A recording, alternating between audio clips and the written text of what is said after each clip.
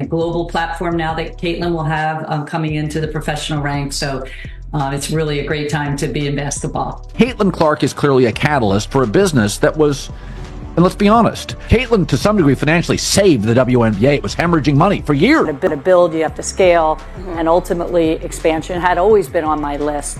But we didn't want to rush into it because we wanted new owners, like new ownership groups. Anyone who knows sports here knows, like, it's a slog to be a sport. How would you prevent your most important asset, Caitlin Clark, from going to a rival company?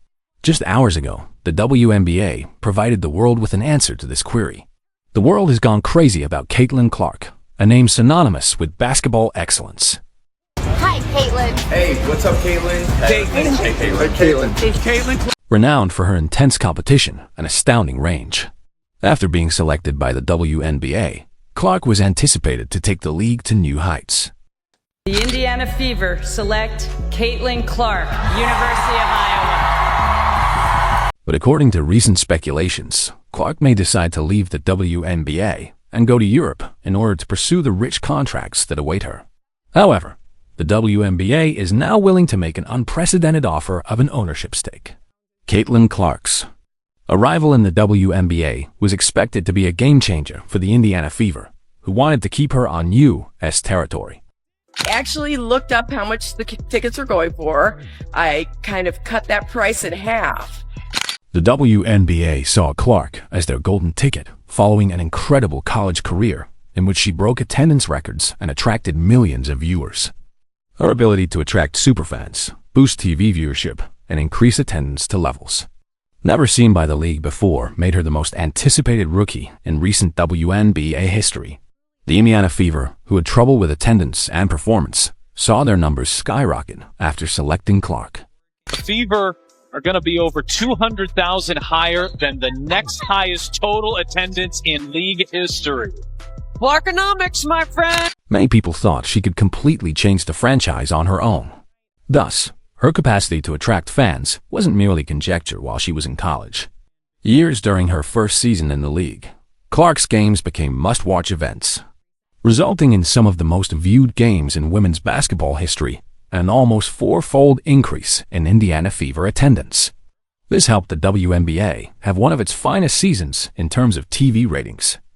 Getting more and more people, and it's getting bigger, it's getting louder, and it's a very fun environment. For the WNBA, Caitlin Clark was a lighthouse for the future, not simply a player. Caitlin Clark is clearly a catalyst for a business that was, and let's be honest, Caitlin to some degree financially saved the WNBA. It was hemorrhaging money. But even more thrilling than her WNBA debut was Caitlin Clark herself. European teams are also pursuing financial stability with attractive offers. Players like Breena Stewart and Diana Taurasi have publicly talked about how playing in Europe gave them more money and more opportunities to compete, making Europe a major lure for top WNBA talent. Stability of finances. Like there's that 4-year period where you need to grow as a person, but then the NIL comes into play. Oh, we keep walking right back into that the WNBA was unable to match. When Clark saw these chances, she started to think about sending her skills across the Atlantic because of the stark cost difference. Players can increase their earning potential by accepting contracts from European teams that are greater than what the WNBA currently offers. 500,000, $1 million off your NIL? Are you staying? Regarding Caitlin Clark, Europe offers her not only the possibility to safeguard her financial future, but also the opportunity to participate on a worldwide scale and earn a good living, with a number of elite European teams apparently providing millions. Given the genuine ownership stake and the potential loss of Caitlin Clark to Europe, Clark had to make the tough choice to play in the WNBA at home for a lower pay or move to Europe and increase her earnings. In a move unprecedented in women's sports, the WNBA granted Clark a share in the Indiana Fever. This was a daring move that recognized Clark's significance to the league's future. Ownership stakes are typically reserved for seasoned athletes nearing the end of their careers or for people with substantial business endeavors. For example, Michael Jordan's ownership of the Charlotte Hornets offers a player and ownership stake at such a young age, which is unprecedented, but shows how much the WNBA values Clark and recognizes her ability to influence women's basketball in the future. Clark is viewed as a long-term investment by the league and the Fever's ownership group. If she stays, she will participate in the team's financial choices in addition to playing for the Fever. Sports. Team's long-term strategy and expansion. Over the last 5 years have caused their worth to soar, fueled by an increase in media rights agreements, growth in WNBA sponsorships, worldwide fan interaction, and the general increase in popularity of sports. WNBA has seen record-breaking numbers this season in viewership, ticket sales, merch sales, and just overall growth of the Leagues like the NBA, NFL, and European football are where this growth is most noticeable. But other leagues like the WNBA over the past 5 years, franchise values in MLB and NHL have also increased significantly, while NFL team valuations have increased by more than 42%. The WNBA is rapidly becoming the league with the most runway to follow suit after this season's attention. This year alone, the Indiana Fever's valuation has soared to over $90 million, which is nearly 40% growth this year alone due to the new media deal, and mostly due to CC's arrival. MLB has grown by more than 42%, and the NHL has grown by more than 50%. Draft day viewership, which is up 400% to 40%. Between ticket sales, which is up 93% to 16%. Between regular game viewership, which is up 180% to 20%. What Caitlin Clark has done is grown the WNBA. That's probably just the start.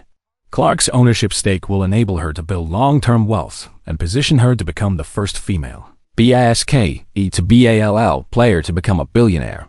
She would join Impact Elite, which is exclusive to Serena Williams, as the only female athlete to reach the status of the greatest of all time in their sport and amass hundreds of millions of dollars in net worth. Throughout her time in college, Clark has always been interested in more than just basketball. She talked about expanding the sport and having an influence off the court. Nitpicking every single thing I do, and I know I want to, help this franchise get even better, help my teammates get even better, be better for my teammates, and I know there's a lot of room for me to continue to improve. No one gives me that in the big game, and I wish the WNBA stakes could be higher. This ownership share allows her the opportunity to truly influence how a team is managed and has the potential to affect not only the Fever, but the entire Wamba. They see Clark as a game-changing individual who has the ability to elevate the league above its current level. More than merely a setback to the Fever, losing her to Europe would mean the WNBA would have lost out on a chance to expand its fan base, obtain more profitable sponsorships, and expand its global footprint in a league where TV viewership has been weak. The presence of Clark could increase viewership in ways the WNBA has never seen before. As a result of these important players, long-term addition of Clark would further cement the league's expansion. Clark's final WNBA playoff game, 2.5 million viewers. Appreciate you. And I think that what she has done for women's basketball, especially in this country, has been phenomenal. There is no woman, no matter how great you were as a player, Cheryl Swirled. In professional sports, ownership is about more than just money. It's also about power, influence, and legacy. Players who get ownership, giving her an ownership stake, is about more than simply keeping a good player in the league. It's about securing the WNBA's future. For A'ja Wilson, who has devoted herself to developing her personal and professional brand within the league, the idea of a rookie like Caitlin Clark being offered such a significant status symbol could be seen as undermining the years of hard work and dedication that veteran players like her have put in. Wilson and other WNBA veterans may also view this deal as a sign that league dynamics are changing, giving younger players like Clark significant media attention and fanfare. Stakes like Michael Jordan and the Charlotte Hornets are seen as more than just athletes. They are business moguls with the ability to shape the franchise's future, may start to get special treatment in terms of endorsements and opportunities, which could cause division in the rooms. Her playing basketball right now is a miracle. Some of the fans that were unhappy with her one play, a defensive play, called for that same tumor for her. Clark's offer would set a precedent that future generations of players could anticipate, potentially making veterans feel underappreciated or left behind, as veteran players feel their contributions are being overshadowed by the promise of new stars. This type of deal would position Clark uniquely within the WNBA, giving her long-term financial security in addition to a say in the Fever's business operations. Seeing a rookie receive such opportunities could lead to conflict for someone like Wilson, who has earned respect and recognition for years of dedication. It signifies not only a financial gap, but also a change in the league's value system for its younger, marketable players relative to its more seasoned veterans. Try and stay ahead of that, try and tamp it down or act as a league when two of your most visible players are involved, not personally, it would seem, but their fan bases are involved. In the end, the WNBA's attempt to keep its most marketable talent and Caitlin Clark's rising prominence are symbolized by the offer of an ownership interest. But players like A'ja Wilson may feel envious and frustrated by this move.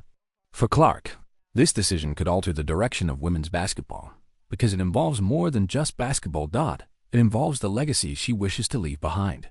If Clark stays, she becomes a trailblazer and the first player owner in WNBA history.